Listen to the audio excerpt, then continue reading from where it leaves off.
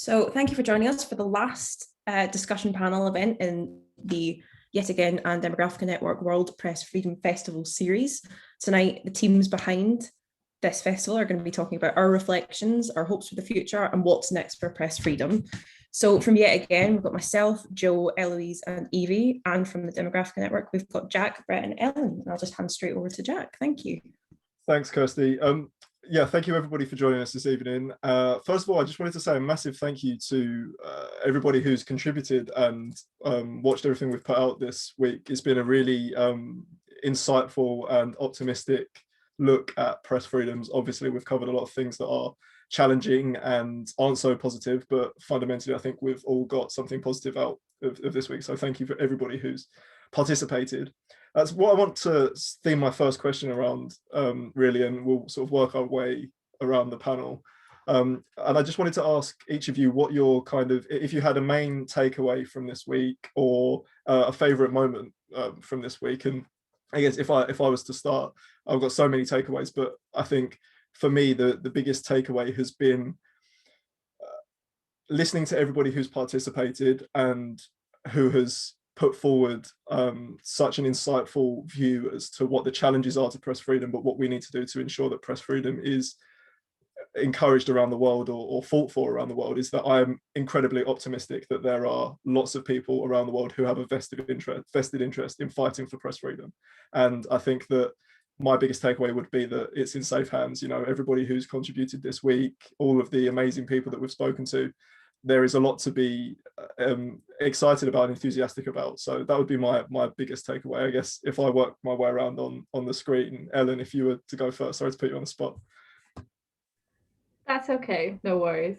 I mean, I know I probably haven't been as involved as I should have been this week, but you know, duty calls, work calls, news has got to be put out. But I really loved actually speaking to Evie with our conversation yesterday morning about what journalism means to young people and how important it is kind of just generally for getting kind of all of these important things out in the world, and the fact that, you know, there's such a drive for young people to get into journalism as well. And I think, you know, like what you just said, I'm hopeful that, you know, for the future that, you know, journalism is in safe hands and we can continue to learn more and see how it gets more diverse and uncover new things to be discovered.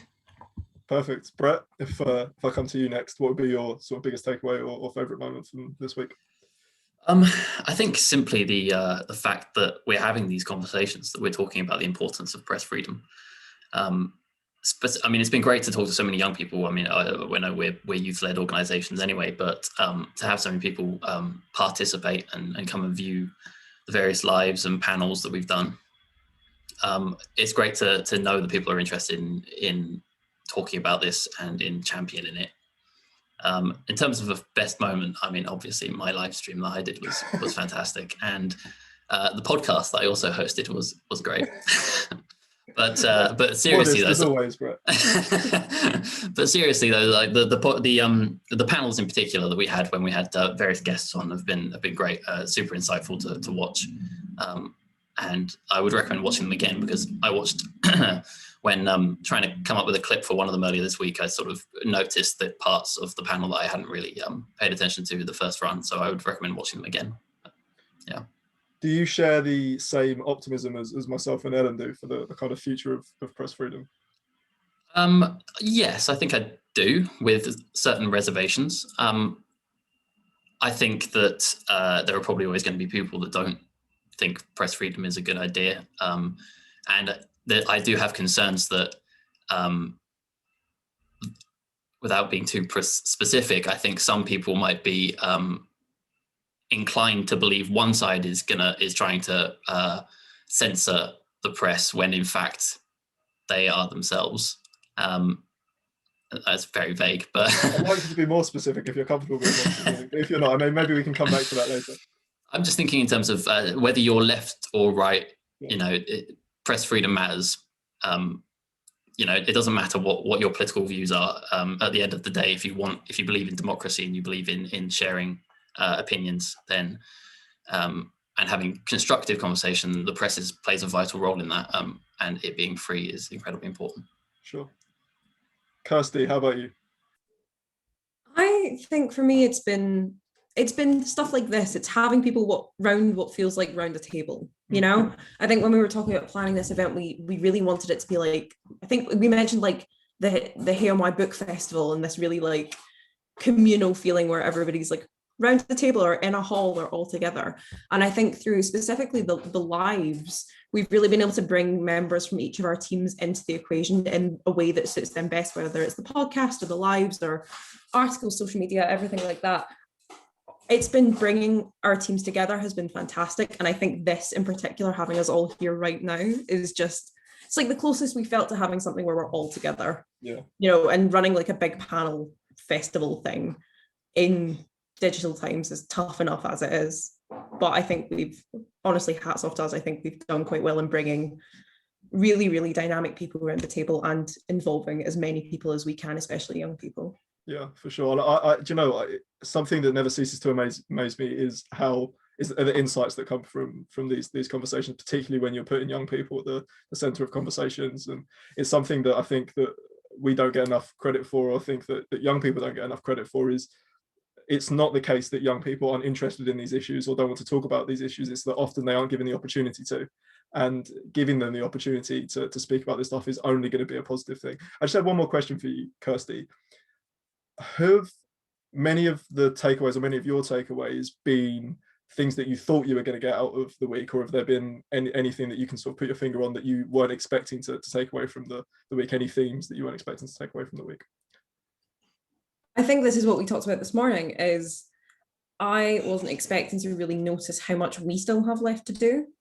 I think we went into this entire thing with the knowledge of we're in a position of privilege because we have the understanding of why press freedom and all of the things that go with it, media literacy, political literacy, all these things that we talked about earlier. We went into this knowing, well, we understand the importance, and that's great. But I didn't realize how much we still have to do in terms of making that knowledge even more accessible. So I think this has been a real education for me, and how I want to see yet again develop, and I imagine how you guys want to see your work develop, is great. We've got so much to work with, and we can really make huge changes, but how do we make those changes even more attainable than we thought they already were? Yeah, no, I couldn't agree more. Joe, if I can come to you, is there anything from the week that specifically you've taken away, or anything that you enjoyed the most? Yes, and I'm probably an absolute Debbie Downer considering the optimism we had at the very outset. Is I'm actually not optimistic in the slightest. Reason being is I think what we have established throughout the week is not just sort of the contemporary stresses against press freedom, but historical. Now that, if you look at it, is on a very long line, unchanged, with threats against press freedom internationally. I don't see a turning point now or in the near future for that to change. And the reason I actually say I'm not optimistic is because I want to be. I think if we're realistic about the position we're in and we recognise a turning point hasn't happened, nor will one happen, I don't think, without much more effort. Obviously, we can only do so much. We're not, we're not in prime ministers yet, but I think we have to recognise what has happened, where we're at, and by Jove, where we need to be. And I think that is perhaps one of the most fundamental things for me. And I think Brett is absolutely right to highlight the importance of having these discussions, but also recognising where do these discussions take us, but where are our limitations? Where do they stop us? What do we need going forward? I think that's a massive takeaway, and it's something that I really want to stress. Yeah, for sure. I mean, and if maybe I could phrase it in a different way, or what you said in a different way, is, do you think that, or what do you think is needed from us or society, sort of broader society, particularly in this country, in order to kind of drive that change forward? I think we can certainly have a tangible impact within the UK. I think that's doable, achievable, and I actually don't think it would be, immeasurable. It wouldn't be too much to do. Internationally, I think it's where it becomes much more difficult. Our reach is limited, and our capacity to influence is again limited. I think what certainly would need to happen is, in terms of the states, and I'm not just talking the UK, but other states with whom we're allied, need to prioritise press freedom. At the moment, it's barely raised at all. It's almost a done deal. You know, Russia, of course, will censor. China will, of course, censor. We don't raise it at all because compared to other human rights issues, we simply don't see it as one. But I think what the week has highlighted is just how fundamental press freedom is. I mean, take, for example, and I'll use Darfur as a really, really clear example. The media reported the atrocities in Darfur a year and a half before the UN finally commissioned an investigative task force, a year and a half. Now, of course, we're relying on the press to build that international pressure. They get the movement going. But if you do not have the freedom of a press, particularly of an international press, atrocity itself is delayed. It gets prolonged. And I think that's far more tangible than we realise. We don't expect press and atrocity to go hand in hand like that, but they do. And I think, again, reflecting on the live ideas, looking at stories of courage, we start to see actually the human impact of press freedom. People have died to produce stories, and stories that have not just actually toppled governments, but stories that have genuinely had impact. I think the situation couldn't be perhaps more grave, but I think realising that is really the first step, acknowledging what is the problem, and then we can go on to consider the solution, however hard it may be. No, I think it's a really valid and great perspective on the situation. I think that's maybe, you know, one of my questions later is going to be, is there anything that we missed out on or anything that needs to be discussed further? I think perhaps that is something that we could, in the future, when we have more discussions like this, focus on more. Eloise, how about you? What have been some of your takeaways or favourite moments? I mean, of course, I absolutely loved my wonderful live with you, Jack. Absolutely loved fighting through every single second of that. But I loved our first event. I think, you know, we spend so much time sort of focused on one issue and trying to make change in one area, and then, you know, to actually step back for a second and look at the wider reasons of why, you know, yet again exists in the first place, why demographic exists in the first place, and why we're here. Yeah, for sure. No, I can agree more. And maybe, I guess, off the back of the first thing you said, maybe one of the biggest takeaways for all of us is figuring out how to actually use the Instagram Live function properly. I mean, maybe that might be one for me. Not that I've necessarily mastered it, but yeah, I think you're totally right. You're totally right. Evie, how about you? Yeah, I mean, I love the lives as well. I think they're so great because they're so sort of conversational and really chilled, and it allows us to kind of have that platform where I guess we're more sort of candid and kind of a bit more personal about our own ideas about these really important issues. And I think they give a sort of setting that panels and more kind of structured events don't necessarily do. And I think in that we've had some really, really insightful conversations. Mine with Ellen obviously was very enjoyable, but I love Joe's stories of courage in journalism, and I also love the one about historic journalism moments. And I think both of those kind of emphasize for me sort of like the real bravery and heroism that's come from journalism in the past. And, you know, a lot of what we've learned as kind of the general public and in society has been broken through journalism. And I think as well, it reminds us that if people are willing to risk their lives to make these stories heard, you know, we can do our bit to ensure that press freedom is something that we just continue to fight for. So I think that was like really inspirational for me to hear stories that I previously hadn't heard. And it kind of, I guess I'll end optimistically, because, you know, I'm very like that. I'm very optimistic when sometimes maybe I shouldn't be. But I think it really like gave me that sense of inspiration that, yeah, like, you know, I can do this. I can stand up for press freedom, and doing my bit is so small, and yet it does make a difference. And when we kind of all club together and fight for press freedom, because it's so important. So yeah, that would be my main takeaway. Yeah, I think looking at the individual stories, and this is, I think, something that you yet again do so well, and particularly surrounding the Uyghur genocide organizations have done so well, is putting a face on, in your case, genocide and atrocity, but in this case, the stakes of press freedom, when we talk about these individual stories of courage where an individual has taken 20,000 photographs and hid them under his floorboards in the case of Li Zhensheng, or the countless other tales of courage throughout history. But even now, when we listen to the individuals from the Somali journalist syndicate talk about risking their lives every day to report what's going on the ground in Somalia, it puts a face on the importance of discussing these issues and makes us, I think, hopefully realize that the ramifications of not having press freedom are closer to home than we think, and it's not a given that we have press freedom. My next question off the back of that is, do you think that we have adequate press freedom in this country? I kind of want to leave this open, so if anyone has any thoughts on that, then please feel free to jump in. For a bit of context, we rank 33rd in the world out of 180 countries for press freedom, so there's obviously a lot of work to do. I mean, anybody want to sort of jump in on that and talk about whether you think that press freedom in this country is adequate? Yeah, I don't know if you want me to speak, but well, this is the thing. I mean, I don't know about anyone else, but I'm technically the only journalist in the room at the moment. I mean, I think, what did you say, 33rd? 30th. I mean, 33rd, yeah. That's still pretty good. I mean, you know, I think we need to get down off this high horse of we're not going to be number one for everything. I think we need to get that completely out of our heads, because that's just the way life is. You're not always going to be number one. And I also think it kind of depends what you mean in terms of press freedom and adequate press freedom. Because, so Jack, what would that kind of mean for you?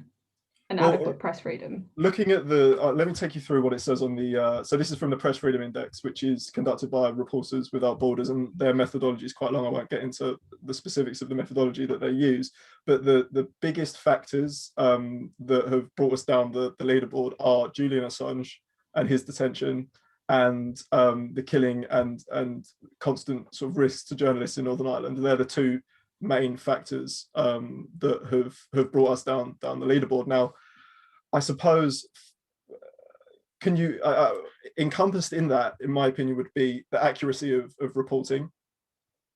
I think that goes a long way in when we have discussions about press freedom. I think that when we look at the amount of apologies that newspapers have to put out, or the constant debate around the sort of accuracy of reporting that there is in this country about domestic issues, that's a problem, and I think that's something that we need to work on. So of course we're not going to be top of the list necessarily, but is that something that we should be aiming for? Well, this is the thing. I think accuracy, it depends what you're talking about and what situation, because you can never compare say the reporting of what's happened to the Uyghurs in China to that of what an influencer has done. You can't compare the two. It's just not going to happen. Accuracy is something that, well, what I've been taught, and hopefully this will come across, is that accuracy is something that is completely integral to news itself. And you see these apologies from different newspapers. What are they apologizing for exactly? Who are the ones apologizing? Etc., etc. Like, are you apologizing because they've breached someone's privacy, or they've breached the copyright law? Because actually a lot of news itself is reported accurately. It's just you read the headline and the headline doesn't match the text, and you find that with a lot of things, because headlines they're made to draw you in. And actually you read some of these things, even if they're from newspapers or websites you don't particularly like, and you realize actually that's not what they're saying at all. Like, one instance is, this is kind of not atrocity based, but end of last year, the Daily Mail put an article out about Marcus Rashford, and obviously he gained a lot of notoriety last year with the Free School Meals campaign. And it said that this article was about 4 houses he had bought, and he was doing them up, and he could then rent out and sell on eventually as affordable housing. The way the Daily Mail had phrased it in their odiously long headlines, because that's just what they're known for, is he owns however many £1 million of his own house, but he also owns 4 houses that are worth £1 million. And you read that and you think, oh, they're £1 million each. Actually, no, they were £500,000 each, and they only had a value of such and such. So it's really understanding kind of what the context of the article is, and you can't take articles and by headlines at face value. And I think when we talk about accuracy, we've got to know what it means, because papers get reprimanded for these things and they lose a lot of money by, you know, printing misinformation. Sure, but I think the discussion comes around to the fact that once that paper is in circulation and once the story's gone out, oftentimes the damage that story causes has already been done. And maybe we're not necessarily talking about press freedom here, but just the quality of the journalism or the quality of media in the country. I think another thing would be that's the key point to this, though. Having a free press, we have one, but they're free to be shit. That's the trouble. And this is where we differ from the states. So the states, like the US, sorry Joe, they have a completely free press, what you would consider completely free. But that also means that it gives them the platform to write absolute shit. I'm sorry, like even worse than we do, because nearly every newspaper or publication in this country is under the work. They have to sign up to this thing called IPSO, which is basically an independent regulator that looks at accuracy, privacy, harassment, financial journalism, all that type of stuff. And, you know, people are held to account. And I mean, this is something that you can look into on their website, and you look at all of these papers and publications that have been taken to court, or, you know, they've lodged a complaint for whatever reason, and loads of papers are reprimanded. And it's kind of understanding what that means. But in the States, you can have people that are publishing disinformation hypothetically about the vaccine, about whatever, and they can get away with it. And it's actually really difficult to take someone to court in the States and win a liable case, because you're kind of allowed to publish what you want, and it's not regulated. And when I say regulated, I mean over here it's regulated very loosely.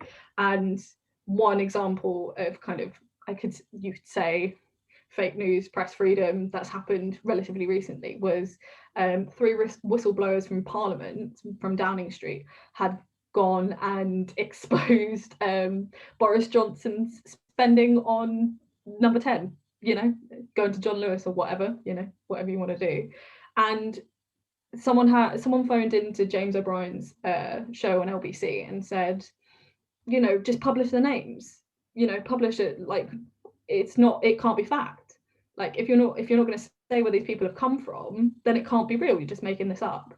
And James O'Brien said a really, really important, valid thing, which I think a lot of people, I'm not saying you guys, but a lot of people, the public, don't understand, is that all of these big editors, big producers and CEOs of ITV, BBC, before they break the news, they have to go through a legal process. They can't just publish it on a whim and think they're going to get away with it. They have to triple check their facts, triple check their sources. They have to guarantee, if whistleblowers you know, ask for it, and anonymity, because journalists have an obligation to protect their sources under any circumstance unless it imposes a threat to national security. And I think without these sort of guidelines in place from IPSO and the Society of Editors, we would see a massive decline in press and the quality of press. Because I know what you said, Joe, you know, we have the freedom to be shit, that's fine. But if we go to the extreme of the States and have a completely free press where it's not regulated, then it's... Sure. So what I just wanted to clear up when we're discussing press freedom, we're not, the word free doesn't mean unregulated. And so the US ranks lower than we do. I think they're 44th.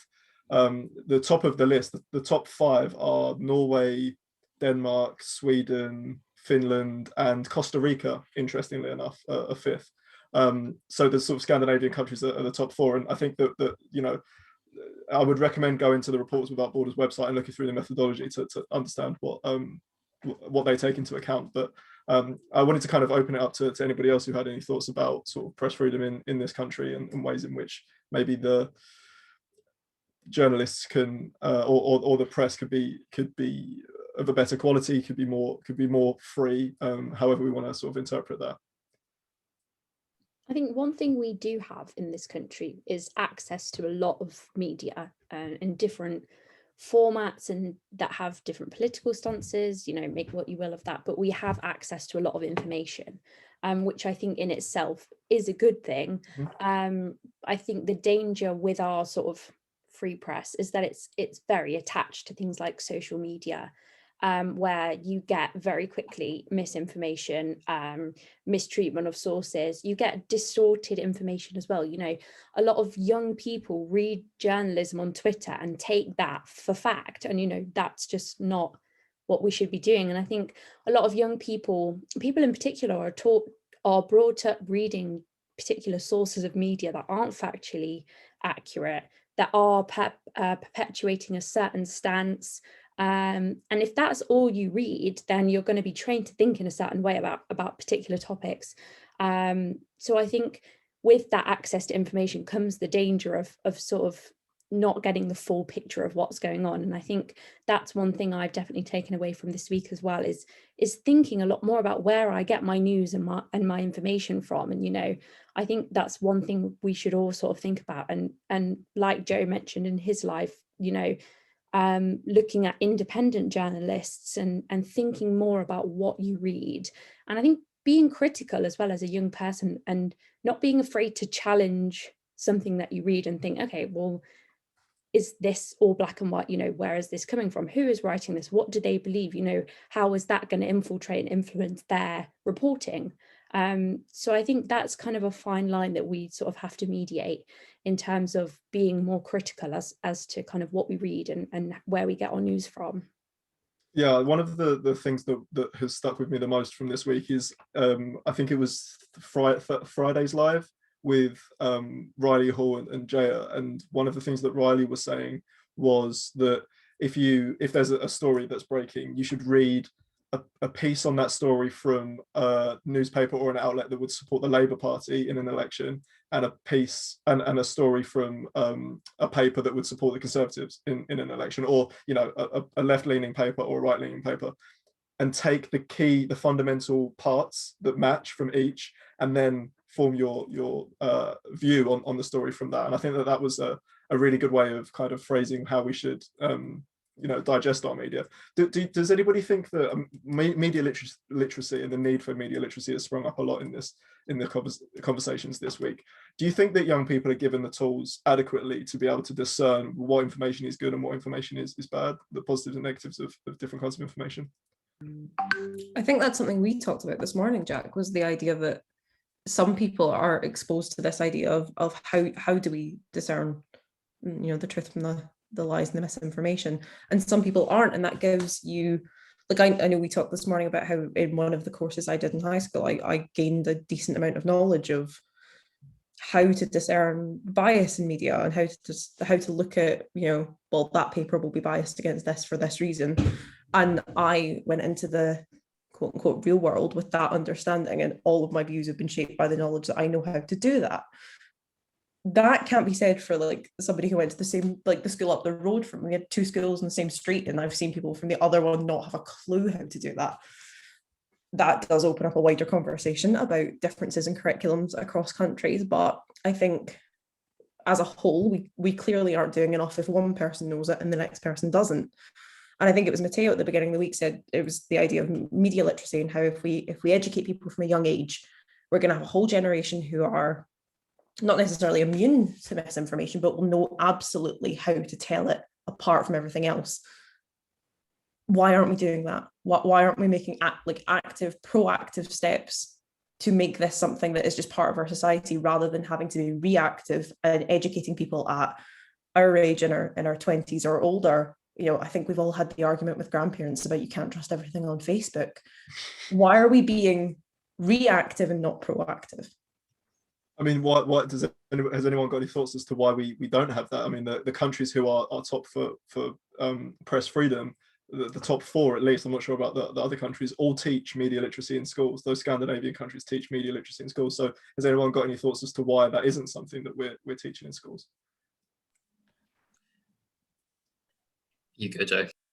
I mean, the one thing that I always find really interesting, and again, this is law. This comes from me doing law, which I bloody love.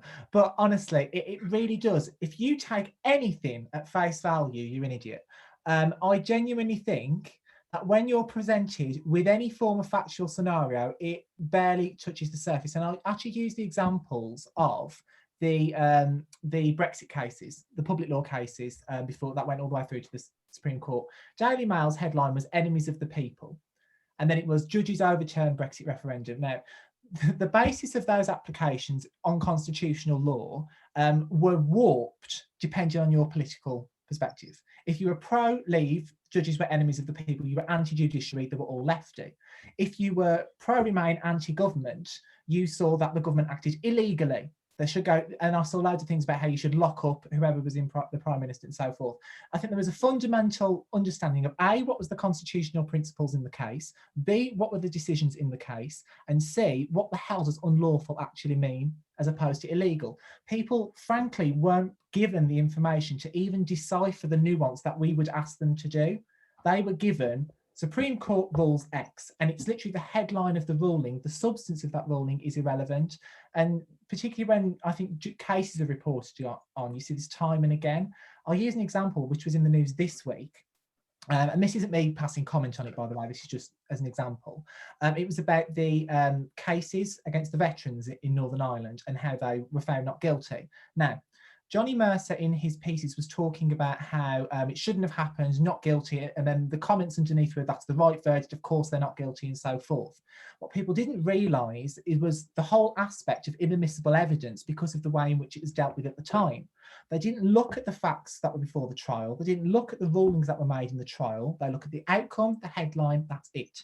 And it's as far as we go. And regrettably, I think that's actually, again, coming into the quality of our press. You get a crap headline. If you go beyond the headline, you don't get much substance in the piece. And all you do when you're reading that piece is try and affirm your opinions before going in. I've said this on a few events now we've spoken to. I think one thing we really, really should be honing in on, young people, anyone, is the phrase, I don't know.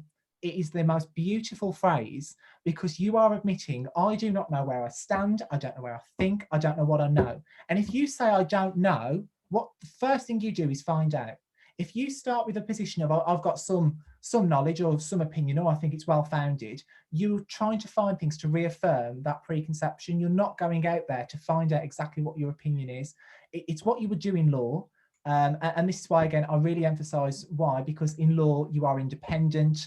What you are arguing isn't necessarily your opinion, but you're going in there purely on the basis of argument and logic. We don't have that, I don't think, in the UK at the moment. And I think as the country gets more polarised, the worse that'll get. No, I can echo those sentiments more. And I think it's something that I was saying to Kirsty this morning on our live that I learned through trial and error of consuming information and having those biases and backing them up through reading things that are only on one side. And it was only really particularly through opening myself up at university when discussing politics and speaking to people who knew more than me about topics, where you have to sort of have that introspection and go, you don't actually know everything, and you need to sort of take a step back and listen a little bit before opening your mouth, which has been something that's been particularly difficult for me. Brett, I wanted to ask you if, first of all, if you had any thoughts on the education sort of debate, but also as somebody that grew up in France, I wanted to kind of know, and I know you still consume some sort of French media, what to you are some of the differences between the kind of bigger French outlets, particularly sort of newspaper outlets, and the British outlets in the way that they report things? I might be a bit disappointing, to be honest, in answering that question, because I didn't really pay proper attention to politics and biases and stuff in the media before I got back or came back to the UK. I specifically think that I learned about reading, about distinguishing biases in the media when I did my media studies course, which was when I got back to the UK. But I'm open to be challenged on this because I'm not entirely certain on it. But the impression I got and get when I go back to France, or when I read French news, is it's far less polarizing. Perhaps because the political system in France is very varied. There are so many parties that there's no two-party system really in France. The last party that's got in was very, very new when it got elected, and has since been in power. But when I read, I've said several times to Jack that when I read news from France 24, which is one of the main French media outlets, the information that you get in their articles is far more in-depth and in detail than anything I think that we get over here, even from reputable sources like the BBC or the Guardian or whoever, where you get far more detail. I've got a specific example of during the pandemic. At some point, there was a dispute between another dispute over the border between Britain and France before we left the EU, and they went into a huge amount of detail that France 24 did on what the issue was, who was involved in it. So Priti Patel, and the name of the French foreign minister escapes me, or home secretary, escapes me. But there was so much detail in the article that when I then went to look for one from UK sources on that same topic, I couldn't find one for the first 24 hours. And then when I did find one, it was from the BBC, and it was maybe 4 or 5 paragraphs with very little information in it, which is very disappointing, because I think that for me, the BBC sort of stands for an unbiased, informative platform. It was in their main core values when they were founded. So I think they've kind of lost their way a little bit in that respect. But in terms of education, the answer that I was going to give earlier before Joe spoke was that but not to be too cynical, but I think it doesn't benefit the media or politicians to try and educate young people or educate anybody about how to navigate the media, because they're each, they work in this cycle, politicians and the media. They're in this kind of partnership where they help each other out, and it wouldn't be beneficial to them for the young people to be taught about how to look for better quality news, better quality information. I just wanted to jump in on that note. I think, our generation definitely has an issue with, we have a very short attention span, and we want quick, snappy news and headlines, which are often extremely misleading, but it's the only news we kind of take in. And I think I'm guilty of this. We're probably all guilty of it, where even if we go to read an article, we still just kind of skim it and we don't really fully take it in. My job at the moment is to go through 3 different news sources, and each headline is very, very different, even on the same story. And I'm not reading each of these articles, but you can see very clearly, if you're just looking at, say, one social media account from one news outlet, and you're not necessarily clicking on the stories, but you are still getting a very one-sided view on a story. And it is, I think, dangerous that kind of social media has led us down this path of this absolute unwillingness to really consume and properly process the news we're taking in. Go ahead, Joe. So I was going to say, I actually think that's spot on. We do act in haste. I also think for most of us, we're quite polemical. We're driven primarily by emotion rather than inquisitiveness, I think. I think when you read a lot of pieces, even just news articles from, I wouldn't even say necessarily poor newspapers, relatively reputable papers, they're still driven by relatively, I think, opinions. The facts, I don't think, are pushing it forward. And the reason I say that is because if you were to use any of these news articles as an argument, so say, for example, imagine you was debating an issue and you didn't use research reports, you didn't use anything else, you use news articles. Now, obviously, you'll use news articles from one side, news articles from the other.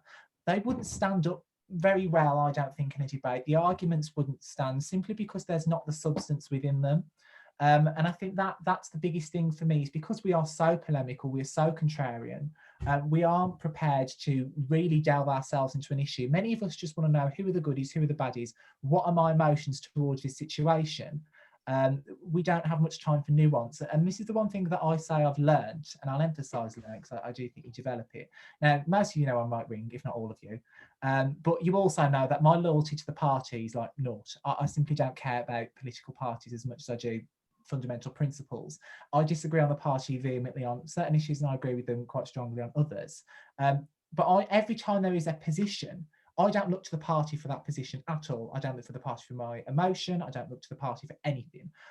Even with things on asylum, I get really frustrated with political, from all parties. But you know, when you see the little infographics on social media, I think this is so stupid. You're actually insulting my intelligence by putting really a position into 3 sentences and expecting me to accept it, because I don't. Especially, I think this is emphasised most strongly with asylum. And what the party's doing on asylum, I think, is just fundamentally wrong. There's absolutely no debate whatsoever about the substance of the issue, how Home Office applications work, what asylum is. None of that is considered. It's not really in any news articles. But all we want to know from right-wing and left-wing perspective is, who do I agree with, who do I disagree with, who do I hate, who do I not hate, which emotion is going to be fueled most by this story. I think once we start to become, I think, more unemotional and more logical, I actually think the way we consume media would change, and I think media would change to match that. But whilst we have emotions running high, you're just going to get emotional media, which is of use to no one.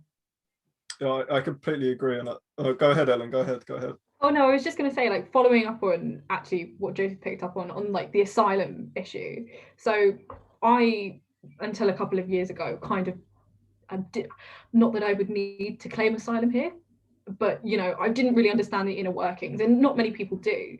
But I think what kind of really opened my eyes was I had some friends that worked for a refugee charity, and they had someone who was an asylum seeker come in and talk through. And it was a year or two after Brexit happened, so obviously, you know, a lot of reporting on immigration, refugees, and all of that had kind of, you know, really hit a height, and it spurred a lot of really hostile emotions towards people who aren't from this country. And I mean, I was kind of horrified by it, but it was speaking to them and understanding this charity and what, you know, the process of asylum applications that you just don't get from the media in general, regardless of what outlet it is, or a newspaper or whatever. They don't understand, you know, you don't, like you said, you don't see beyond a screen, you don't do your own research. And I think, you know, something that Eloise picked up on is like, you want something at face value, you want sharp, snappy, and then it's done. And I think that's a massive issue. I don't think necessarily with the press or the media, it's us as a generation and how we've been almost conditioned to kind of believe, well, actually, if it doesn't really bother us, I'm not going to research anything else. So you only kind of form your opinions based on what you see on social media, what you see in particular newspapers. And something that Joe and Brett kind of spoke about like the polarization of people. I think it's become really apparent in these past couple of years, something I never really noticed until Brexit, to be honest, that people are being torn from side to side, whether you are conditioned by your parents, by your school environment, by your university environment or work environment, to kind of, you know, go a certain way without kind of researching the facts. And I think it's quite upsetting to kind of know that there are only these people that are basing their opinions on things that they read on social media that might not necessarily be true, or they're just reading particular headlines, regardless of what side you're on, you know, about these certain things. And I think in the past year or so with the coronavirus pandemic, and, you know, the only way we've been learning about the rest of the world is through the internet and digital media and whatnot, because we can't leave our houses. I think actually the pandemic has really highlighted how polarized our country is. And I don't know if that's because I'm just getting older and I'm noticing it more. I don't know what it's like for you guys, but it's really unfortunate that we are in this position. I actually think it could get worse if we continue the way that we are. And I don't think either one side of the press, whether you're right-leaning or left-leaning, is necessarily responsible, because at the end of the day, it's not their job to make sure we are necessarily fully informed about everything in the world, because there's no way that they can ever do that. And I know that you probably disagree with me, Jack, but we are responsible for what we know, and it's our jobs to go and research and look into these things more at the end of the day, so we can form our own opinions. It's our job to do that. One thing I actually would recommend, which I do enjoy, but is also I think quite useful, is the people I disagree with the most are the people I agree with. So if I don't agree with someone or they have a different view to me, I usually ask why. I tend not even to give my opinion. I might not even challenge it. I'm just intrigued, and I'll probably ask. And because I think in most social situations and with friends, particularly when you disagree so vastly, you don't want to have that debate. You're not going to change it. I just want to know what they think and why, and I leave it at that. People who agree with me, for example, dining room table is a perfect example. We may agree, but I don't think they know why they agree with me. So I will usually ask them questions and challenge. I want to know the substance of exactly how they've got to that opinion and why they agree with me. And I usually tend to spar with them by putting a counter argument to them. The biggest, I think, situation with this was over Meghan Markle.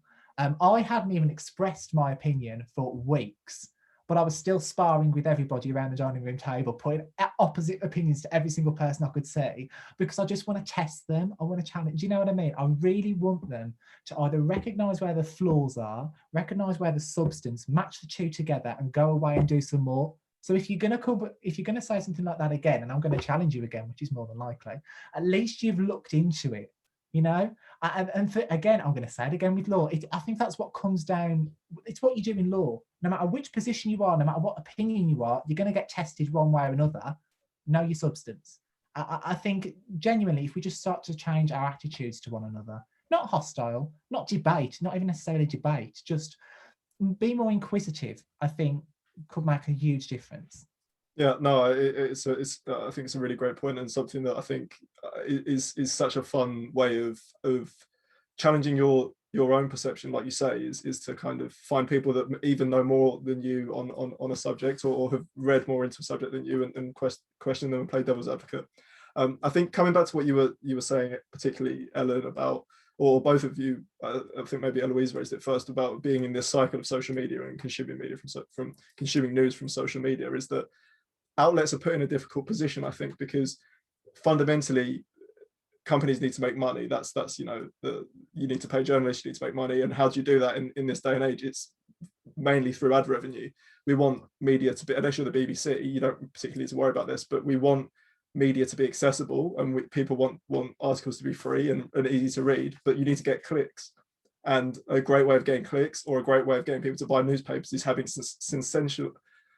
sensationalized headlines and getting people to buy those papers. It's something that Rupert Murdoch famously, obviously, is so fantastic at, or has been so fantastic at. I've started watching the Son of Sam documentary on Netflix, and one of the things that they were saying about the murders started in New York is that the Murdoch papers completely span a lot of what was going on in the story, created these headlines, and the papers were flying off. It completely altered the public's mood and perception of what the problem was. And us as outlets, particularly us at DGN, need to kind of figure out where we want to place ourselves in that cycle. Do we want to play up to that? And it's something we have conversations about internally a lot. Do we want to play up to that and create really clickbaity titles, or create content with lots of clickbait and get people to watch it that way? Or do we just want to do a good job of putting out articles that are well written and arguments that are well constructed, and hope that people read them? And I like to think that most of the time we do the latter, but it's definitely something that we have to have conversations about, because it's something that really, if you want to make money, or if you want to be successful, it's what you have to think about, and social media has put us in that position. I know we're kind of getting low on time. If anyone has any questions, then either put them in the chat box, or please use the raise hand function. And if any of you have got any kind of questions, then please go ahead. Off the back of the conversation we were just having, though, I wanted to ask you about paywalls. Evie, you were talking earlier about saying how great it is that there's so much accessible media, but the accessibility of that and the need to get eyeballs onto articles or onto videos means that oftentimes there can be inaccuracies. People want news to come out quickly. Do any of you think that the paywalls are the only way to kind of get around that? Do you think that we should be more willing to pay for our media, or what do you think the flaws are in the sort of paywall system? I think it can kind of sorry, Eloise, do you want to go? I was just going to say it completely undermines the idea of an accessible press.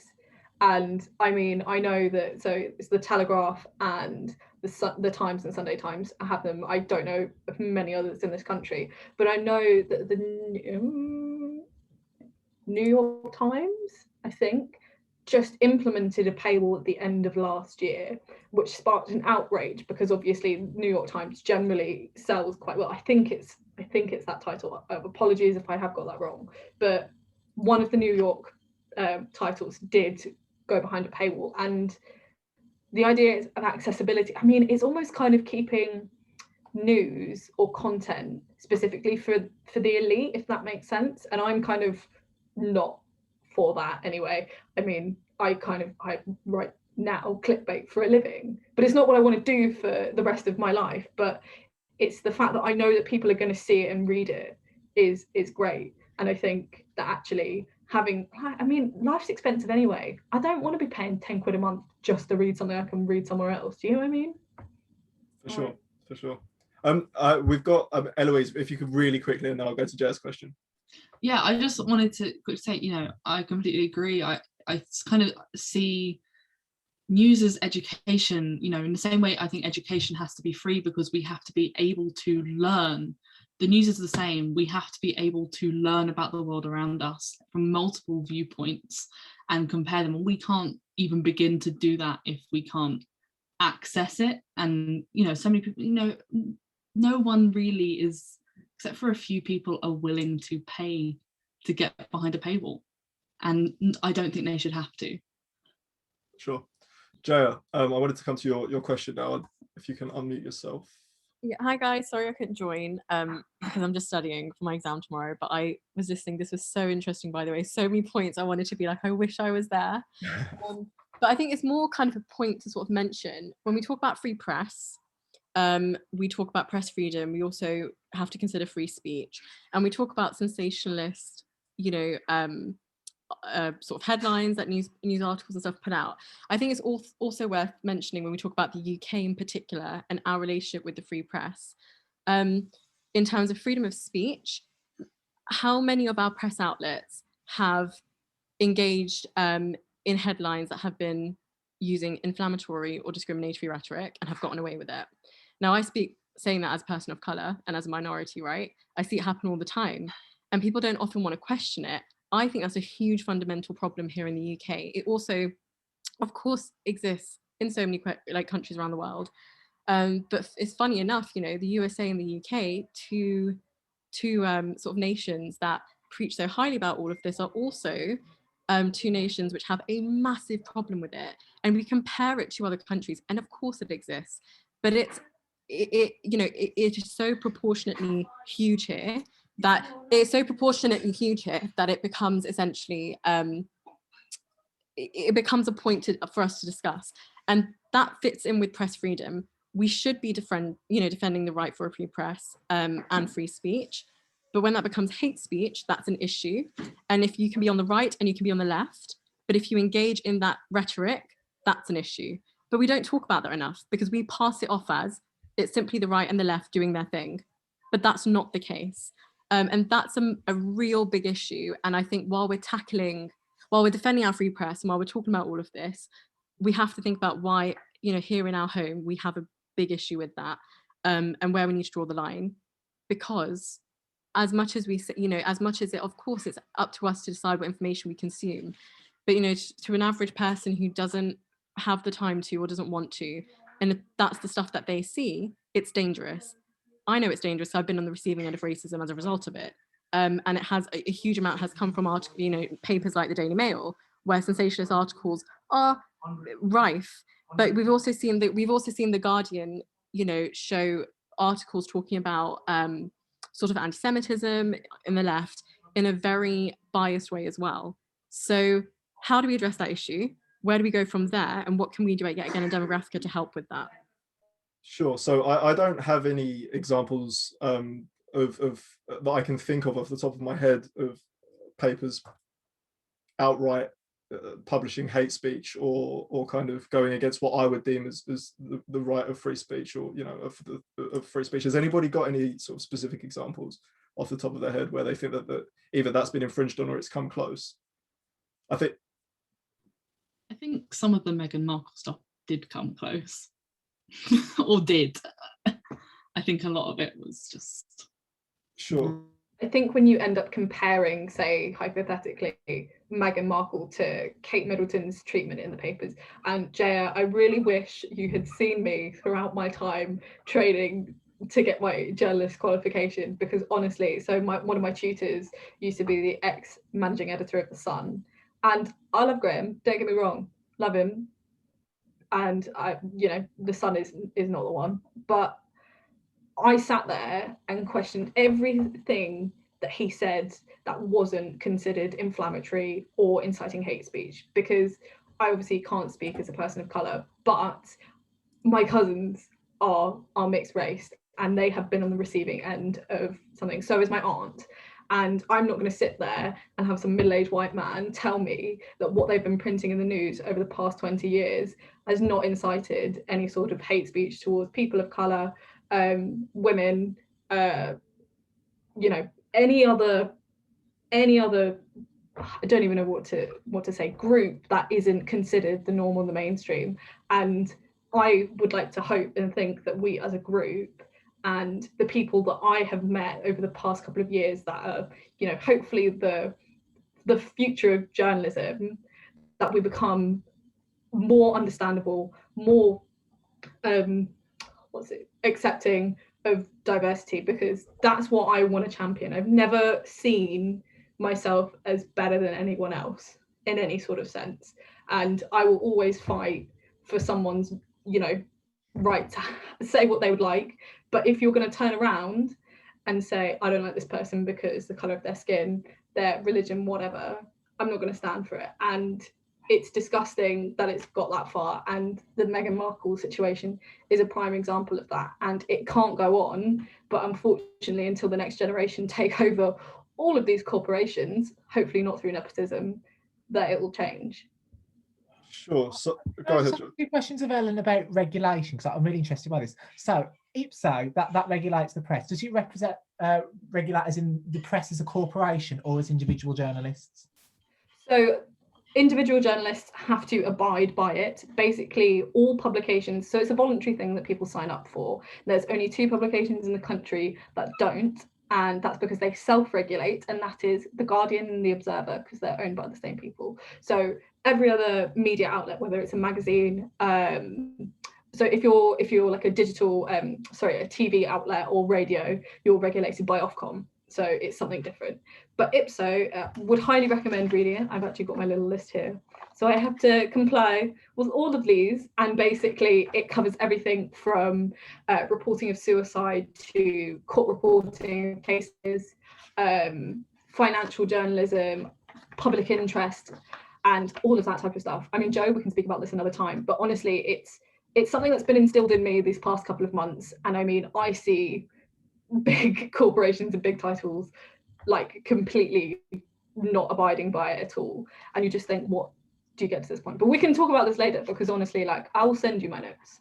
Yeah, I'm intrigued, because just very one quick question as well. On the whole, are the regulations prohibitory, or do they outline best practice? So it's outlining best practice. So basically, on this list of 16 points, it covers all of these different things. So for example, number 4 is intrusion into grief or shock, and that's basically when you're reporting on like a death or something that's very sensitive, you have to go and write it in a way that doesn't infringe on someone's mental and emotional well-being, and that is something that you cannot absolutely break. You have to abide by that, but it's all different. So it's best practice, but if you are found to have infringed on any of these 16 points, you will likely be fined a considerable amount of money as a journalist and as a publication as well.